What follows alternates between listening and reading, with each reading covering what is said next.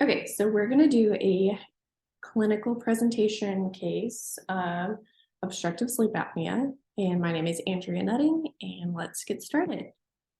So, pathophysiology with basically all OSA patients, including this one, is going to include the collapse of the upper airway when we're sleeping, so that blocks off ventilation and therefore oxygenation. So this can lead to hypercapnia and hypoxia in the cells, which leads to inflammation. And that inflammation leads to that feeling of sluggishness and tiredness throughout the day. And then also repeated wake cycles can lead to that inadequate rest, even though we're getting 8 hours of sleep. So some biomarkers that indicate OSA would be the interleukin-6 and the hs-CRP. So these are related to the respiratory drive while we're sleeping, and also the stress and inflammation response in the body. So this diagram shows a normal airway breathing pattern. It's all open through here, so it's easy to breathe. So snoring is a partial obstruction. So that's right here. So some air is getting through, but not all of it. And with OSA, we have a complete obstruction, which, as you can see here, the blue arrow is not getting through. So we're not getting our oxygen that we need. So the clinical presentation and diagnosis of obstructive sleep apnea. So our patient does have obesity and does have the airway narrowing. So microganthia, lateral peritonsillar narrowing, macroglossia, all of these things just create that narrowed airway and creates more pressure when we're laying down to sleep.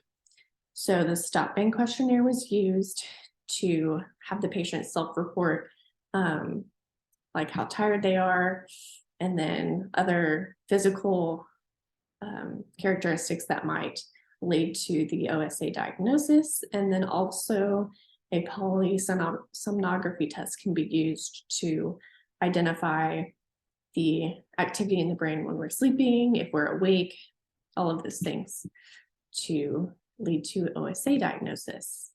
So as far as medical history assessment, so I listed all of the possible common things that lead to the symptoms of OSA. So the ones with blue stars is the one that our patient presented with. So he was complaining of snoring, feelings of tiredness during the day, hypertension. He's over the age of 50, and also has a history of hyperlipidemia.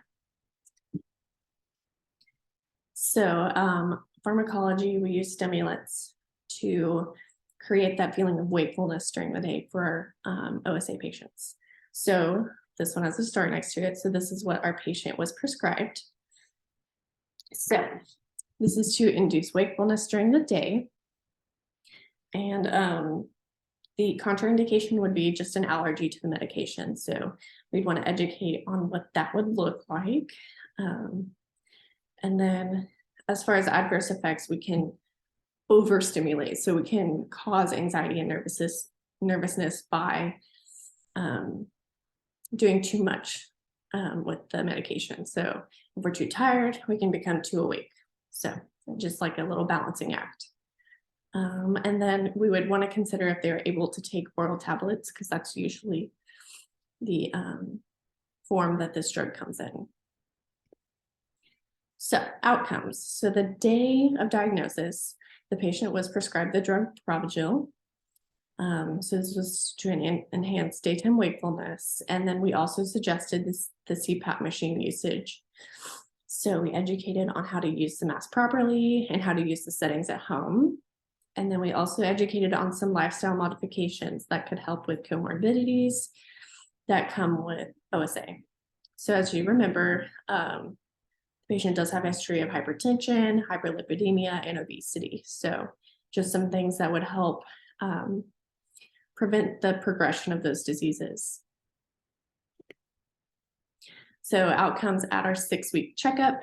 So our patient reports being able to be more productive at work due to increased energy from the Provigil, and then reports not waking up as much during the night, gasping, and says he's still trying to get used to wearing the mask, but does report that he uses it. and continues to see results. So that's good because we want them to be compliant with their treatment so that it actually works. And he's trying to get into an exercise program and eat better. So he's trying, he's getting there. So what are some lifestyle modifications that this patient could do to reduce the progression of obstructive sleep apnea? And then what is something new that you learned about obstructive sleep apnea during this lesson? And here are my references, and hopefully this was helpful. Thank you for listening.